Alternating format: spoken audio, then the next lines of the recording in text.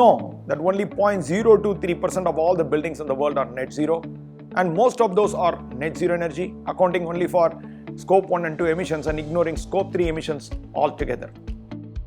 As the world's premier net zero certification body, we know firsthand that eliminating scope 3 emissions can be intimidating.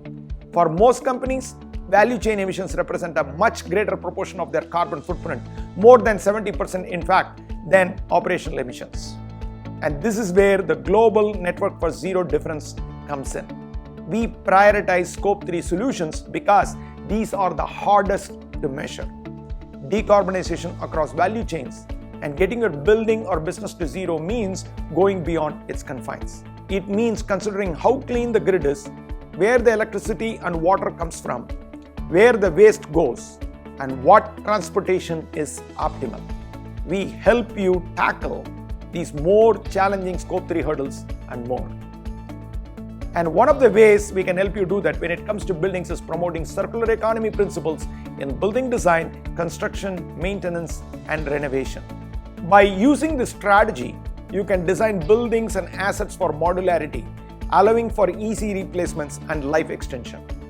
Eco-friendly designs also extend life cycle and help guarantee recyclability of materials. Additionally, materials recovery systems rescue materials from traditional waste streams for a second life, and recycling and disposal optimization systems encourage responsible consumption and reduce emissions throughout the construction, operation, and maintenance processes. Overall, the circular economy strategy, when successfully enacted with a focus on scope 3, permeates every phase of a building's life cycle and yields dramatic reduction and ultimately elimination of your emissions, which is great because, to put it simply, net zero targets and a net zero world are not reachable without scope 3 progress. Have questions about starting on scope 3 and finding the best strategy for you? Reach out to the Global Network for Zero today.